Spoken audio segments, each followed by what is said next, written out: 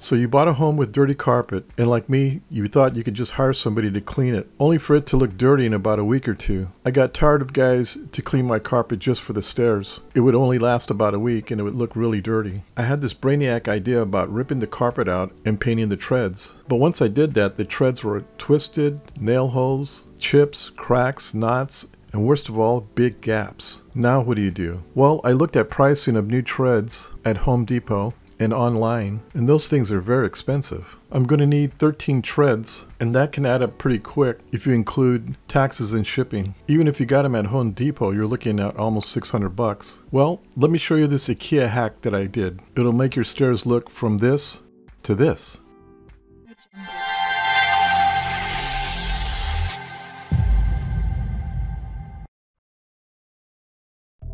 Hi you guys, welcome back. And if you're new to my channel, I would like to take the time out to say welcome and hope to see you again and again. Like I was saying earlier, I decided to rip out my carpet. By the way, if you want to see how I did that, just look on the upper right hand corner there. I have a video that'll show you how to rip out your carpet. Anyway, once I ripped out my carpet, the treads looked really bad. I wanted to paint it, but obviously I couldn't do it because there was just too many nails, cracks, chips, gaps. So then I started to look into buying these pre-made treads, and if you shopped around for them, those things can get really expensive. So then I went to lumber yards to see if I can find some thick, like 1.25 inch oak that I could just cut into treads, and even that stuff is really expensive. But one day I was walking into Ikea and noticed that they had 1 1/8 inch thick countertops, and based on the size of my tread, I got 3 blanks. The thing of it is that I would have to cut them up myself, which is not a problem for me. So here's a list of the things you're going to need to cut up your own treads.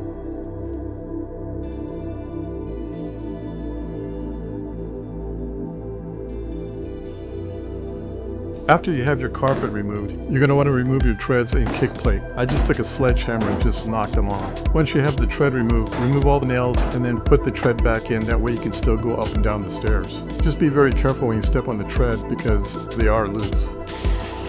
I don't know why, but my first tread was buried into the drywall, so I had to cut the step in half and remove the tread. You can see I have a gap here, so I'm going to have to fill it with some drywall and spackle.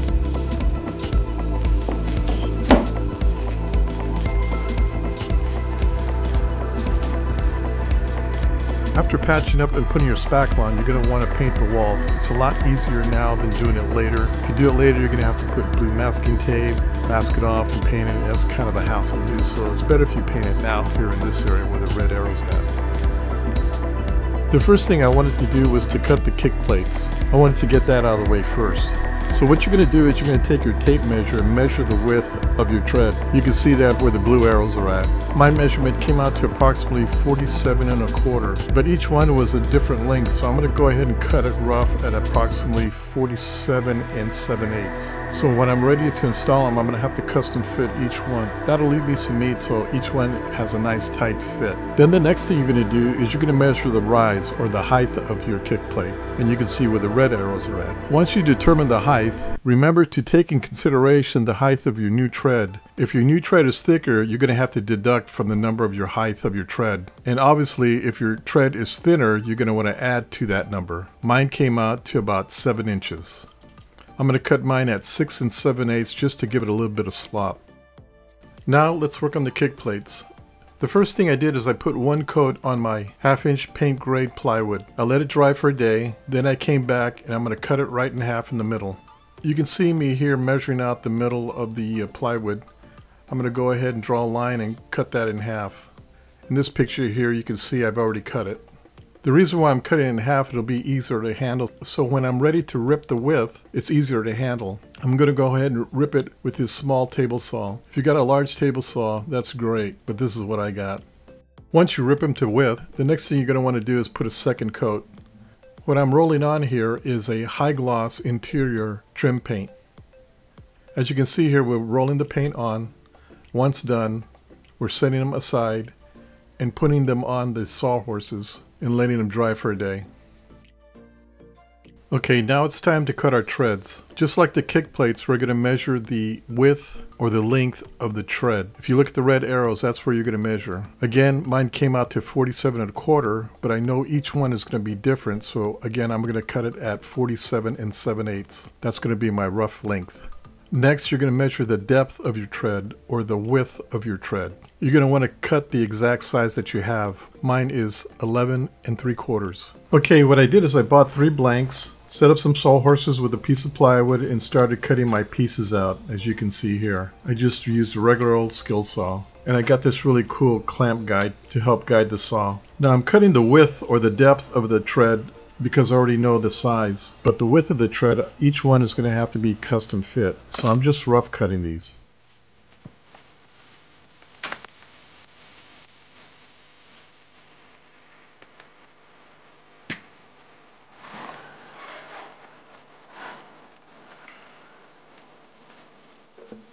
Now that I got my rough cut length cut, now I'm going to cut the depth. I know what that number is, and my number is 11 3/4. I'm going to get 2 pieces out of this blank.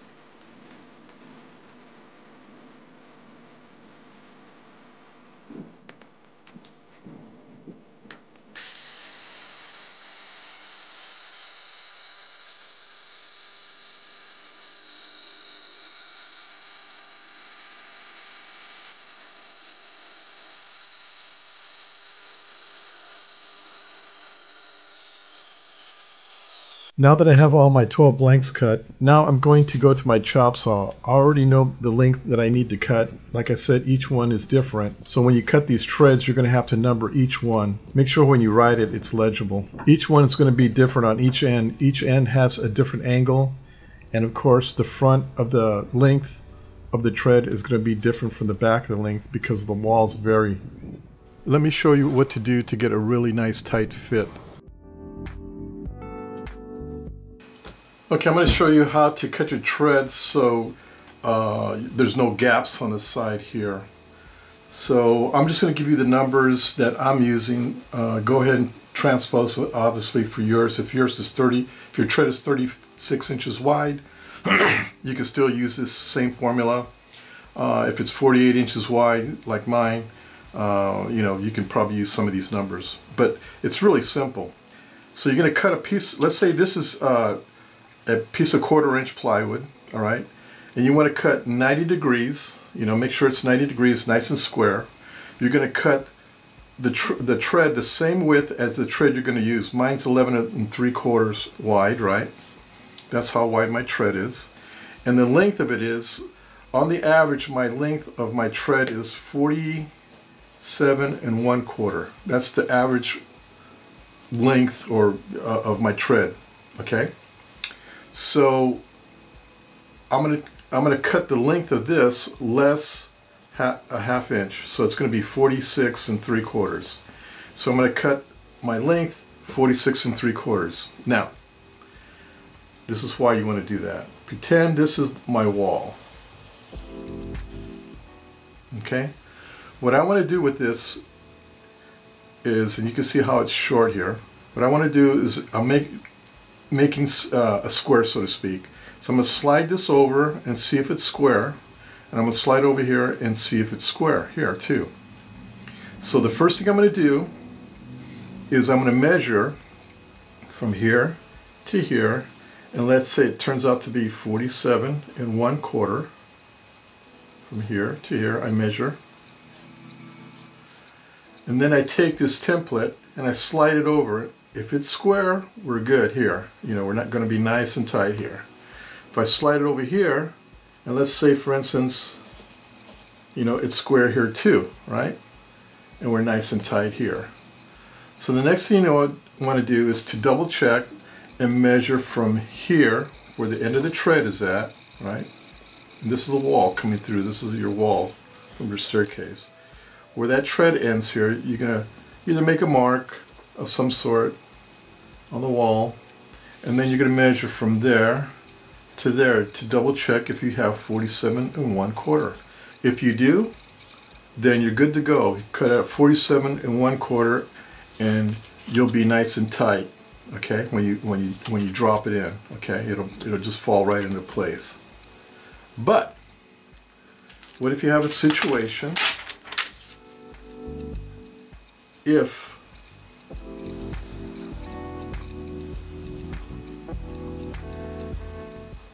the wall is like this, or one of the treads? Let's say you measure here and you're saying it's 47 1/4. Don't think that they're all going to be square. And this is where the template comes in. You can just slide it over here on this side, and all of a sudden you notice, hey, I'm out of square here. So then you measure here, let's say it's 1/8 of an inch off, okay? And then you slide it over here, and it stops in the corner there, and you measure from here to here, let's say that's 3/16 off, okay? So when you go to your chop saw, let's say this is the blank of your chop saw, and mine were cut to a rough size. Mine were 47 7/8. That's my rough length. The first thing I'm going to do, I know that it moves outward here 1/8 of an inch, so what I'm going to do is I'm going to draw a line here 1/8 of an inch, square. Make sure the line is 90 degrees, all right? You know, and then I should draw it there, 90 degrees. And from there to there, and it's 1/8 of an inch here, okay? And then what I'm going to do, since it moves outward, I'm going to draw a line from here to here, right? And that line is the same exact line as this line here. You know, if you took that, you know, that angle and slid it up, it would match that, okay? Then what I'm going to do from the inside of that point of the 1/8 inch, I'm going to measure here the measurement. Let's say it was 47 1/4. I would measure 47 1/4 here, from here to here. Let's say 47 1/4 is right here, right? That's my line. From there to there is 47 1/4. Then what I'm going to do is I'm going to make sure, take a square and draw a 90 degree line. So that's 90 degrees. And then it moves outward 3/16 of an inch. What I'm going to do is I'm going to measure from here to here 3/16. Right? Let's say that's 3/16. And then I connect the line. There. Now I'm going to cut this line, and I'm going to cut this line here on my chop saw. So you're going to draw these two lines here. And then when you come up to your chop saw is at 90 degrees, you just move the angle over and just match that line. The same thing here, the chop saw here, slide it over, and then you're going to cut this line. And now you've got a perfect tread that'll fit in between your wall. Okay? So now, what if you get in a situation to where, let's say the wall does this, and I've seen it do this. This is kind of exaggerated, but okay, let's say looks like that. Now what do? Okay, let's say the 47 1/2, or excuse me, 40. I measured this, and let's say it's 47 1/8. Okay. Well, what you're going to do is you're going to slide your template over, and then you're going to see from here to here. Let's say this is a 1/4 inch, for whatever reason. All right. So you know that's a 1/4 inch on this side. Then you slide this over to this side. You know this is 47 1/8. So, I mean, you're 0 here, right? This is 0. But back here, let's say this is 3/16. You got a gap of 3/16 in the back here, right? But you're 47 1/8 to here, right? Here's the wall, and your 47 1/8 is to there, this line. All right. So now what do? Right. Well, you know this is 1/4 out here, and your 3/16 here. All right. You got a gap of 3/16. So when you go to your chop saw, you take your blank, and I would go ahead and start on this end. It's easier on this end. I would measure 3/16. Make sure this is 90 degrees. That's really important. 90 degrees. And you're going to measure 3/16 of an inch in. So this is 3/16. Hopefully you're getting that. And you're going to connect the points here from here to here. And that's that line. And then you're going to measure from here over, we got 47 1/8. So I would measure 47 1/8 all the way to here. Let's say 47 1/8 stops here, let's say. And then what you do is you draw a line, take your square, make sure it's 90 degrees. And now you got 90 degrees here, right? And then you're going to measure out 1/4 of an inch. Let's say 1/4 of an inch is here. Okay. 1/4. And then from 47 1/8, from this corner here to here, you're going to measure out 1/4 of an inch. You're going to draw a line there. And that's the line you're going to cut. That's your cut line. And this angle line is your cut line. And that's how you get that. No matter what the opening is, if you follow these steps, you'll get a nice tight fit every time. I hope this makes sense. Now they do make an angle finder that you would put up there just like that template that I was showing you. They make an angle finder that you would put up there, and then it would find this angle. But I've never been able to take that and go over to the piece and draw it. It just wasn't tight enough. For whatever reason, I'd have a gap in front here all the time. But if I actually used the numbers itself, I found that that was more accurate. Now here's another tip. So when you're cutting your tread and you're ready to put it in, let's say this is your wall and this is where your tread's going to lay, you know. This is an end view, so we're looking at it from the end. You know, this is the top of the tread, this is the edge of the tread. So when you swing it in, what happens, let's just draw this here. You're hitting here, you have a little gap, and as you're swinging, that length is longer, and when this corner comes in, you're going to scratch your wall as it comes in because it's an exact fit. So that corner is going to hit right in there. Right? So what you want to do is when you're, let's say this is your chop saw blade, this is your table, and this is your tread, right? You're going to take your tread, you're going to put it on the table, right? And you're going to cut it, correct?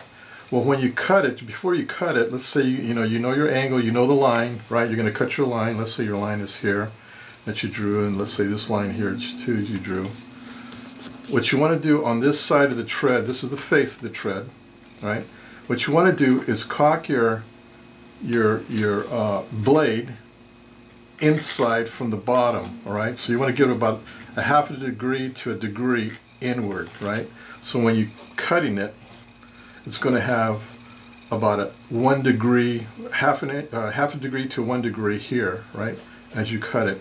And then on this side, you want to do the opposite. You want to do a 1/2 degree this way.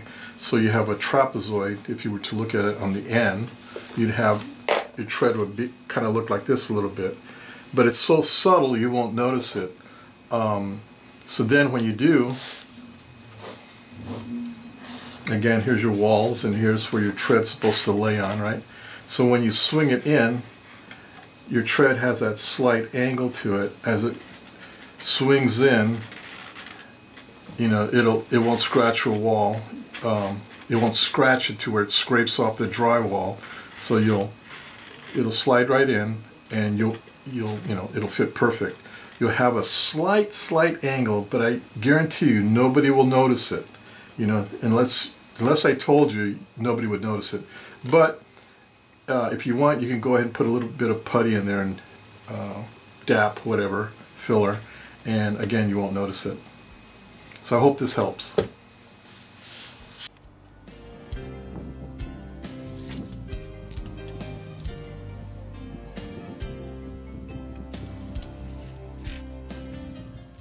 As you can see here, I drew a line and I'm ready to cut one side of my tread. When you're ready to cut, using a radial arm chop saw, the first thing you want to do is make a scribe cut. You'll see once I found the angle with the correct adjustments, you'll see that I'll make a light cut first going across, then I drop down the chop saw and cut the rest of it. You want to do this so you don't get any tear out on the ends of your tread. You get a nice clean cut.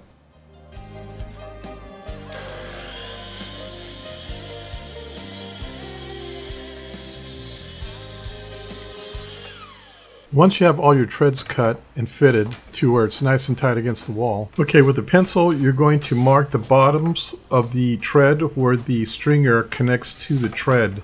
You're going to want to mark the sides and the front edge. You'll see why in a minute why we do this.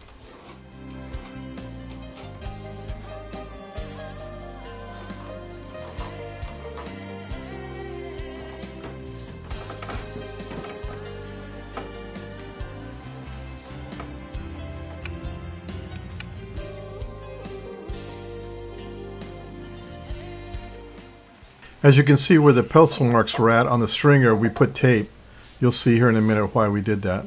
I got a couple of sawhorses up. I'm using some EMT so I can set my treads after they get stained. They have somewhere to sit so they can dry.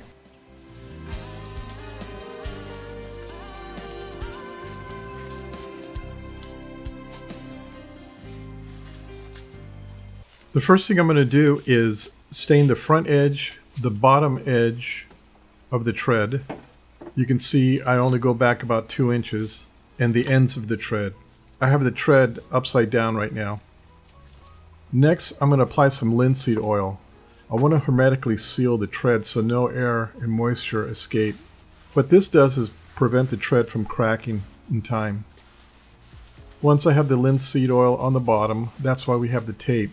We don't want to get linseed oil where the stringer connects to the tread. We're going to apply some construction adhesive there. So we don't want any oil in that area.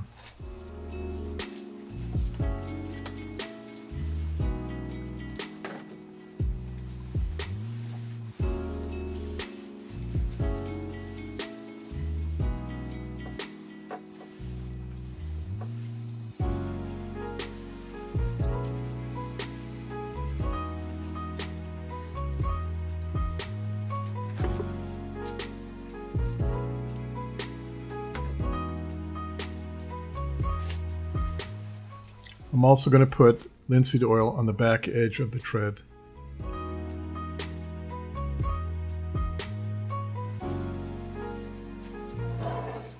Once that's done, I'm going to flip it over and stain the top. Give it a nice, good, even coat. I'm not using a brush. I get better results with a rag and more control.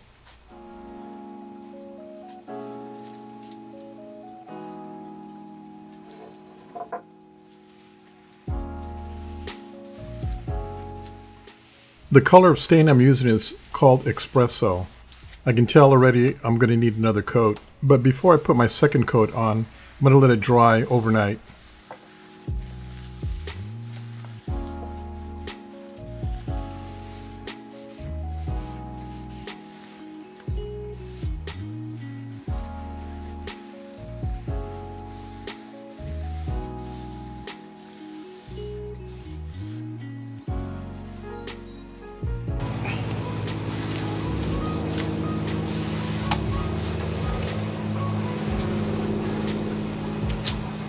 When working with the linseed oil, try not to touch the areas that you're going to stain, otherwise you're going to have clear blotches. It'll prevent the stain from penetrating.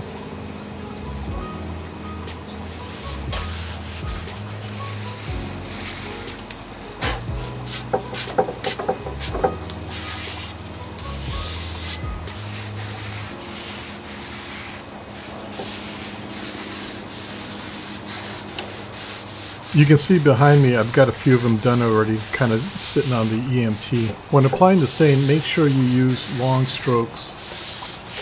And please go with the grain, it looks a lot better. Don't use circular motions, don't use zigzag motions, just long strokes. It'll get your color on evenly. If you see any light areas, just go ahead and put a little more stain on it. Try to get an even color throughout all your treads. Step back and look and make sure everything looks even in color.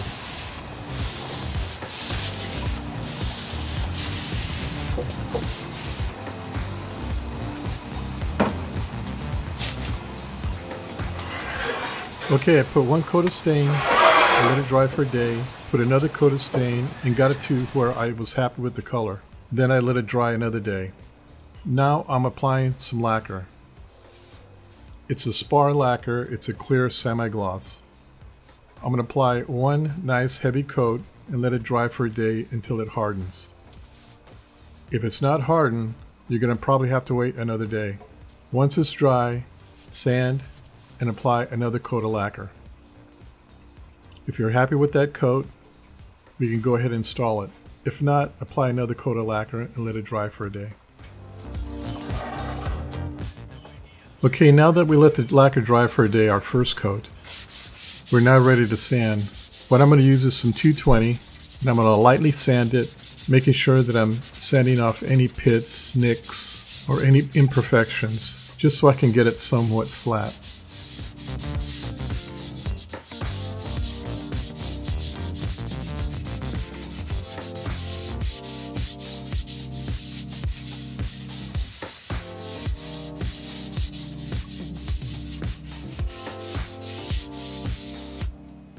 Once we're done sanding, we're going to apply our second coat.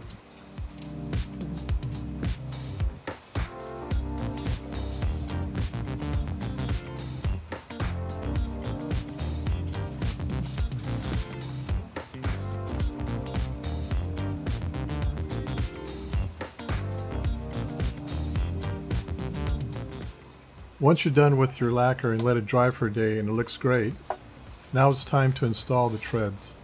What you need to do first is to remove the blue tape that you put on. Then go ahead and apply your construction adhesive. What you want to do is work from the bottom up. We're going to put our first tread in, so we're looking for our number 1 tread. Remember I said to number them so they're legible?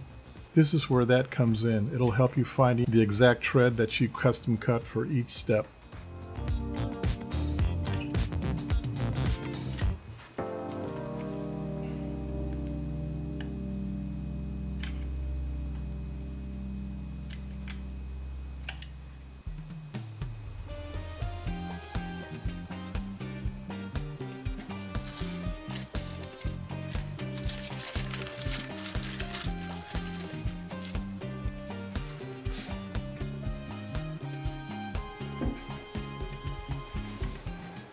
Once you set the tread in, you have a choice of nailing it, screwing it, stapling it. It's up to you.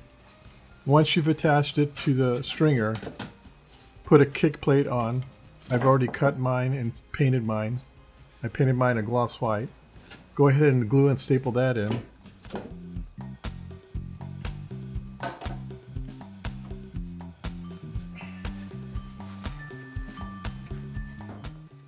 And then apply your second tread and continue on until you're done.